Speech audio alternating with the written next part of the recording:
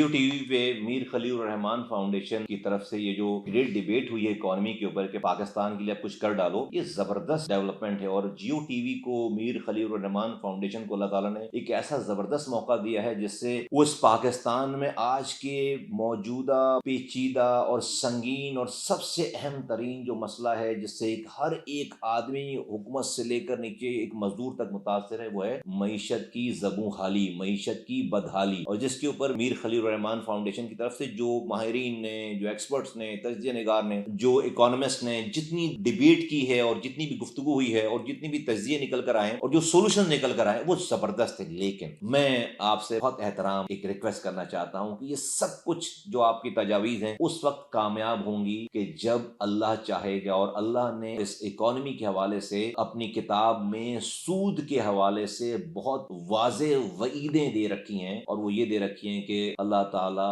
सूद को मिटाता है। यानी कि हमारी इकोनॉमी के बारे में बात कर रहा है रब अपनी किताब में कि अल्लाह ताला सूद को मिटाता है। वो मेरी इकोनॉमी को मिटाने की बात कर रहे हैं अल्लाह ताला अपनी किताब में, और सदकात को बढ़ाता है। तो हम जितनी भी अच्छी तजावीज लेकर आएंगे और ये सूदी निज़ाम रखेंगे, और अल्लाह कह रहा है कि मैं सूद को मिटाऊंगा, और अल्लाह आगे कह रहे हैं कि मफहूम जिसका ये है कि अगर तुम इस सूद के निज़ाम को जारी रखोगे, मफहूम है तो अल्लाह और उसके रसूल से जंग है। तो हम अल्लाह और उसके रसूल से सूदी निज़ाम की इस मईशत में जंग करके इस मीर खलील रहमान फाउंडेशन की तरफ से ये जो ग्रेट डिबेट हुई है और इसकी जो तजावीज़ हैं, क्या उन तजावीज़ को हम दुनिया के आइंस्टाइन भी ले आएँ, बड़े बड़े इकोनॉमिस्ट भी ले आएँ, और ये पाकिस्तान की हुकूमत बिल्कुल ईमानदारी से उस पर इम्प्लीमेंट भी कर ले, तो हम कामयाब हो जाएंगे। अगर रब हमसे जंग कर रहा है, अल्लाह के रसूल हमसे जंग कर रहे हैं, अल्लाह हमसे जंग कर रहे हैं, और अल्लाह कह रहे हैं कि मैं सूद को मिटा कर रहूंगा जिसकी बेस पर हमारी इकोनॉमी है, तो बहुत जबरदस्त मौका है कि आज जियो टीवी मीर खलील रहमान फाउंडेशन की तरफ से इस चीज की इब्तदा, इस चीज की कैंपेन चलाकर अपना हिस्सा डाले। जो सारी तजावीज के साथ साथ सबसे पहली तजवीज़ ये हो कि पाकिस्तान में आइनी खिलाफ वर्जी जो हो रही है, जो कि जुल्फ़िकार अली भुट्टो ने अपने जब आइन बनाया 38F में, उसमें वन लाइनर है 38F of the constitution of Pakistan के रिबा will be eliminated as soon as possible. 51 साल इस आइन को बने हुए, ये एज सून एज पॉसिबल खत्म होकर नहीं दे रहा। एज सून एज पॉसिबल कितना होता है? 74 साल इस मुल्क को बने हुए हो गए, 51 साल इस जो है वो आइन को बने हुए हो गए। कायद आजम ने 1948 में स्टेट बैंक की बिल्डिंग की इमारत का इफ्तिताह करते हुए ये फरमाया था कि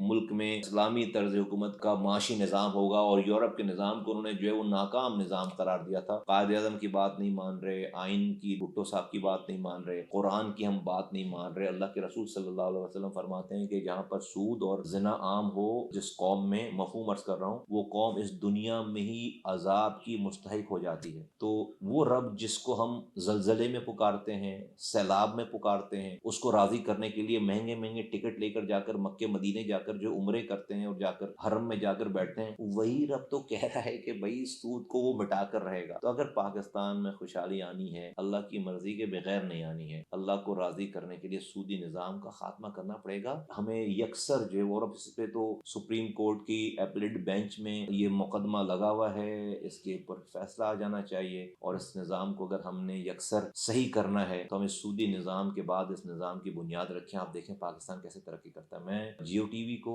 मीर खलील रहमान फाउंडेशन को मैं मुबारकबाद पेश करता हूँ कि उन्होंने इनिशिएट किया है। बहुत ज़बरदस्त तजावीज़ आई हैं, ये उस वक्त इम्प्लीमेंट नहीं कि जिसका सॉफ्टवेयर आप ठीक कर लें, और सूदी निज़ाम के खात्मे की भी बात इसके अंदर शामिल कर लें। इस चैनल के मालिकान को, मीर खलील रहमान फाउंडेशन की तरफ से इस डिबेट कराने वालों को मैं मुबारकबाद पेश करता हूँ, उनका शुक्रिया अदा करता हूँ।